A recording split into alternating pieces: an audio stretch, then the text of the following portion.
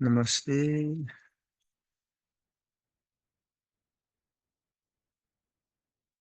What are the priorities in life in your view?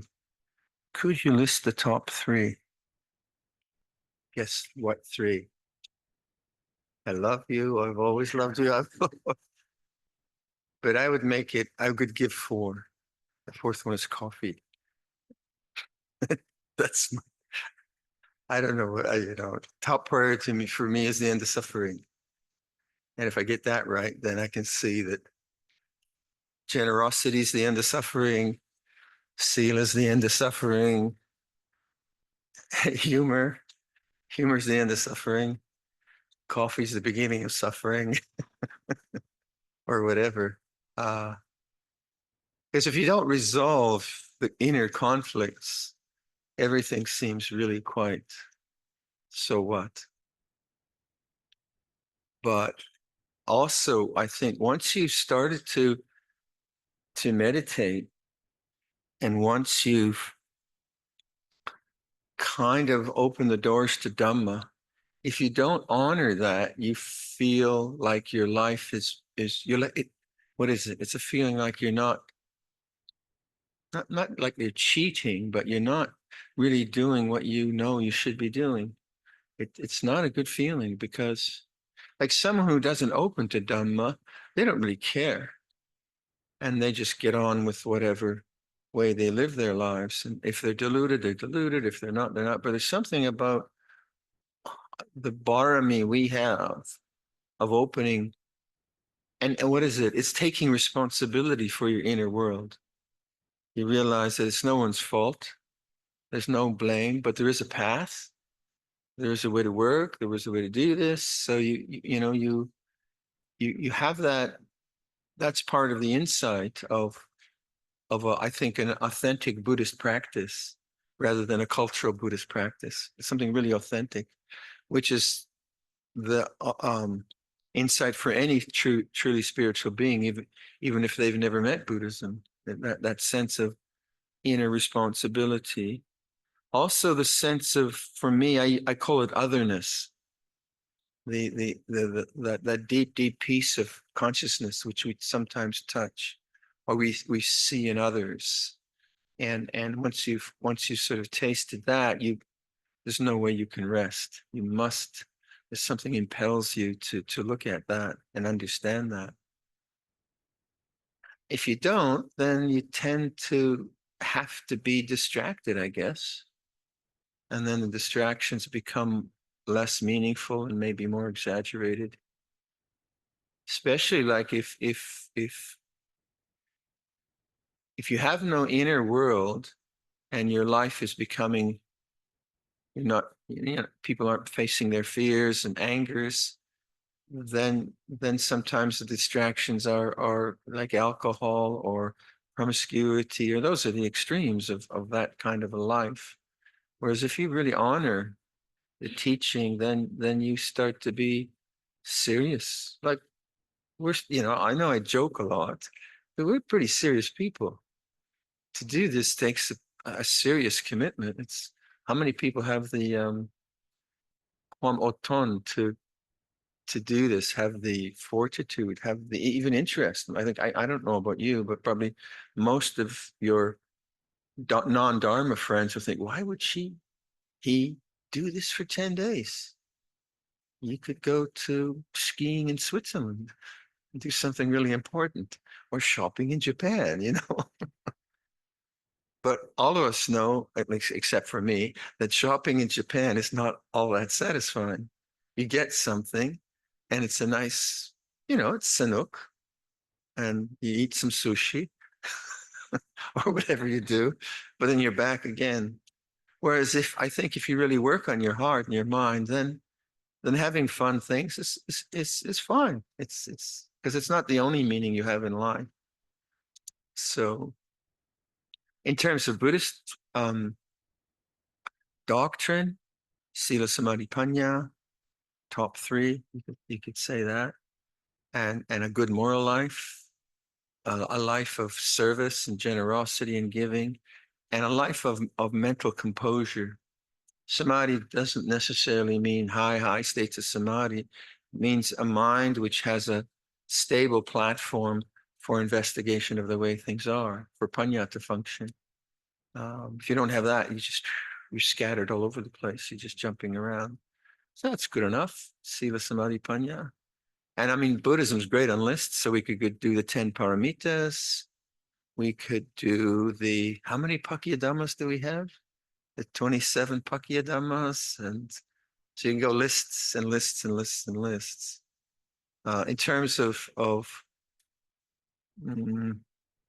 like livelihood, to me, right livelihood is obviously has sila in it and hopefully has some sense of giving and serving if possible, but that it has enough space for contemplation.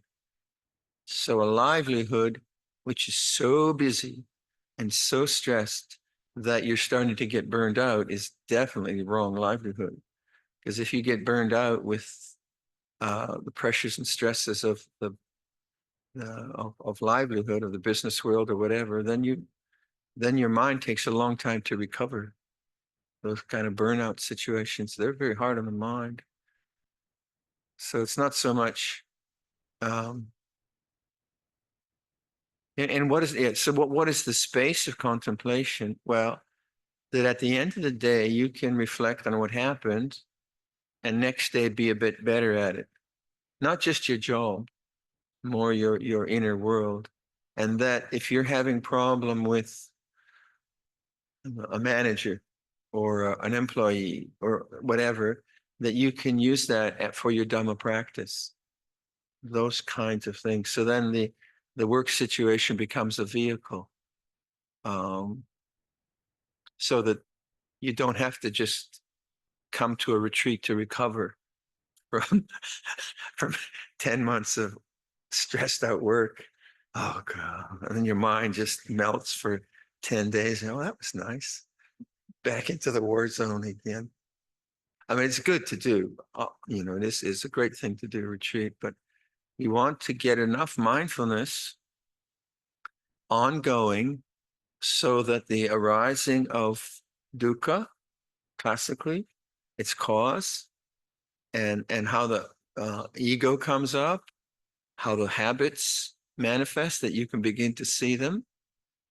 So, like, say, right livelihood for me as a bhikkhu, I worked through much of my social anxiety by being in leadership positions and having to do public speaking, right? And wear a robe in public. That's you can't hide.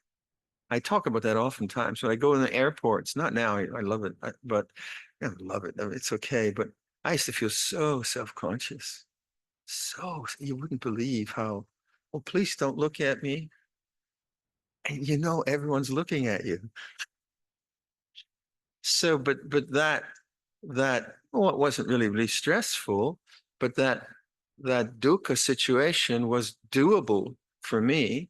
I could observe self-consciousness and social anxiety. So it became a vehicle for liberating my mind from social anxiety. However, if I was working I don't know, in some situation where my social anxiety was triggered by people who were dysfunctional, people who had multiple personality disorder, people who were manipulating me, where there was a lot of politics in the office, and I was just getting so stressed out and anxious that I didn't understand it, then it's obviously not useful. It's worse. It's worse than that. But to have a situation where you're not happy, well, that's normal, right? To think you can never find a job which is perfect or relationships which are perfect, but that you have enough space to work with it. So like giving public talks for me, I would just go to my body and I'd see my mind trying to figure out a Dhamma talk. I'd say, no, no, no, no, back to the body, back to the body, back to the body. Then I'd go to the toilet 5 times. I was really that bad. that it was the greatest laxative you've ever seen. So I mean, it was serious stuff, but I knew it was safe. I knew people would, they would still feed me the next day and take care of me. And everyone was very kind. So it was just my own karma, which I had to experience. But again, it was experienced in a way that I could be mindful. Mindfulness didn't mean that I didn't experience it. In fact, I had to. Uh, put me, make me a medic in Gaza. I'm sure I'd get PTSD and my brain I'd be fried. Most of us would be. Most of us would be. So there are situations of stress which are okay and some which are not okay. It depends on your personality then. Um, I think for me, service is when you get the opportunity, like the story of the Afghani refugees that we got the meals for. Gosh, that was great. Or just the non thing. I mean, the angel group set it all up, the non-medical initiative, and I could just float in. Oh, watch out, watch out. And then I could float out. It was great. I didn't have any work, no responsibility. They did all the work, but it was inspiring. It was so the dentists and doctors and all kinds of people helping, and it was really one of the high points. Yeah, it really was. So, to be able, if you have the resources to do those kinds of things, that's very important, very meaningful. Anyway, I think we should maybe do some meditation because I'm going to have an interview at 3. So let's do some meditation. So let's set up the meditation. Very simple, awakening or knowing how you are right now, physically, emotionally, environmentally. What's the whole situation like now? That means what? You mean you stop and you notice. So whatever you're thinking about, you let it go and you just notice how it is right now. And so right from the start, you um, remember Puru, the knowing, and notice you're not trying to get anything. So that's non-becoming, not trying to get anything. Just this present moment feels like this. Establish that first, not going anywhere. And then not resisting, not pushing something away, welcoming everything. Present moment awareness. And then not being lost in sense experience, just knowing sense experience. So that's the balance of desirelessness. There's no bhava tanha, it's just knowing. There's no vibhava tanha, you're not getting rid of or resisting. And there's no kama tanha, you're not lost in consuming experience. So this is desirelessness, non-desire. Very simple. And then how do you maintain that? Thinking comes up, then you try to get rid of thinking. What's the desire? Wake up to desire. Let go of desire.